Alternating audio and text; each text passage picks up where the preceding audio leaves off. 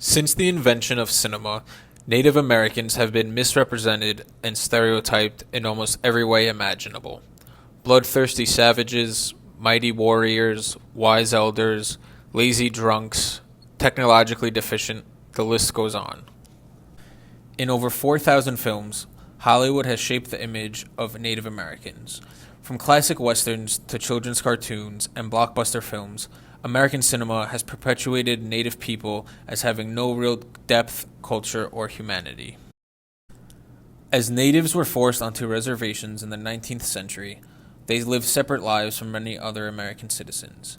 The only real contact and information white Americans could learn about Natives was through the media portrayal, which is largely inaccurate and at times racist and stereotypical. Never have so few so bitterly avenged the victims of Apache savagery.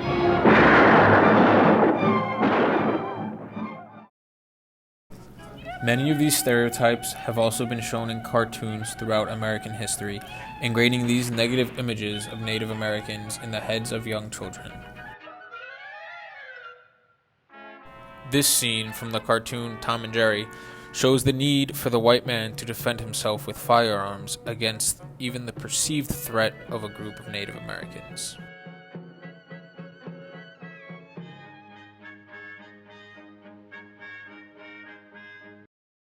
This clip from the classic Peter Pan has tons of misrepresentations, from the tribe living in teepees, the chief's red face and clothing along with his way of communicating, to the young woman as a princess with a feather in her hair. Feeding these negative portrayals of natives to our children helps serve as a reason as to why these tropes have been embedded so deeply into our culture. Most American film directors were not looking to present a factual portrayal of natives or to tell their true story. Instead, they were trying to tell and shape a Euro-American history. Motion pictures in America have historically been made for white audiences with the goal of making money and portraying history in a certain light. We have also sadly seen natives detrimentally categorized as subhuman, as shown here in the Great Sioux Massacre. But I've learned to live with it. Man doesn't forget easily when his wife and kids were butchered. Cheyenne, wasn't it?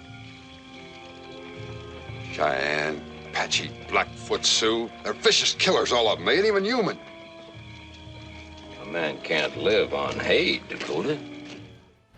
Even as recently as 2015, Adam Sandler's The Ridiculous Six sparked such outrage that natives reportedly walked off the set, feeling the film insulted Native women and elders and grossly misrepresented Apache culture. Here's a clip of some distasteful moments in the opening scene.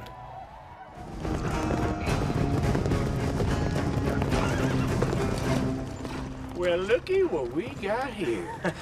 Sweet piece of red prairie meat out all by her lonesome. Oh, wait a minute! That's a white boy under that get-up. What? That's a white boy? Oh, shit. You partial to pale faces, poke of hot tits? Huh? Because I can show you what a real white man's like. Yeah, sure. You ain't no white man. You're that orphan. White knife. Raised like an animal with those Apaches. You think you can fool old Clem? Sorry, Ringo. Well, now I'm gonna shoot you and your Injun whore. Gotta cut breakfast short. Amid the controversy, Netflix, one of the biggest film producers and distributors in the world, put out an apathetic statement defending the film. A seminal moment came in 1998 with Smoke Signals, the first film directed, acted, and produced by Native Americans to earn a major distribution deal. It was both a milestone for the Native community and an innovative work of cinema. Director Chris Eyre challenged widely accepted misconceptions about Native Americans. Arnold got arrested, you know, but he got lucky. At first they charged him with attempted murder, but then they plea bargained that down to assault with a deadly weapon, and then they plea bargained that down to being an Indian in the 20th century. Then he got 2 years in Walla Walla. So what do you think? Well, I think it's a fine example of the oral tradition. Bargaining for a ride to the bus stop Thomas decides to tell a story about Victor's father, jokingly bringing to light the concept of the oral tradition in Native culture. While the notion of pleading attempted murder down to being an Indian in the 20th century sounds ridiculous, what makes the line so powerful is that after all we learned in class, it actually doesn't feel too far-fetched. You guys got your passports? Passports? Yeah. You're leaving the res and you're going into a whole different country, cousin. But it's the United States. Damn right it is. That's as foreign as it gets. Hope you two got your vaccinations. Bye, Victor! Not only does this dialogue highlight how natives feel like a foreign entity in their own land, but how different life truly is off the reservation. And of course, the vaccination line plays back to the notion of Columbus and Europeans bringing over deadly diseases that wiped out massive amounts of native peoples. This brilliant scene mocks romanticized images of Indians as both stoic and savage warriors, turning these images on their head, while also noting the way that decades of these misrepresentations influence the self-image of individual Indians. I don't know what you're talking about half the time. Why is that? I don't know. I mean, you just go on and on talking about nothing. Why can't you have a normal conversation? You're always trying to sound like some damn medicine man or something. I mean, how many times have you seen Dances with Wolves? 100, 200? Oh, jeez. You have seen it that many times, haven't you? Don't you even know how to be a real Indian? I guess not. Oh, shit, no wonder. Jeez. I guess I'll have to teach you then, ain't it? First of all, quit grinning like an idiot. Indians ain't supposed to smile like that. Get stoic. No, like this.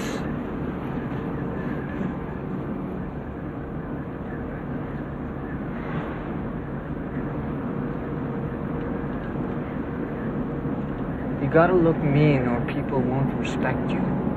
White people will run all over you if you don't look mean. You gotta look like a warrior. You gotta look like you just came back from killing a buffalo. But our tribe never hunted buffalo. We were fishermen. What? You want to look like you just came back from catching a fish? This ain't Dances with Salmon, you know. Thomas, you gotta look like a warrior. There. That's better. And second, you gotta know how to use your hair. My hair? Yeah, I mean, look at your hair. It's all braided up and stuff. You gotta free it. An Indian man ain't nothing without his hair. And last, you gotta get rid of that suit, Thomas. You just have to.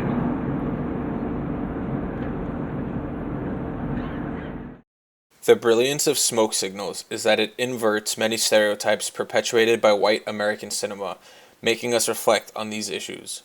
It also does a commendable job in resonating with both Native American and non-Native audiences. The film is successful as a Native cinema first, not only because it represents American Indians accurately for the first time, but because of the creative control Native artists wielded over its authorship. Smoke Signals helped bring a true depiction of Native Americans into popular mainstream culture, while also paving the way for many other Native Americans to tell their stories and provide true representation from behind the camera.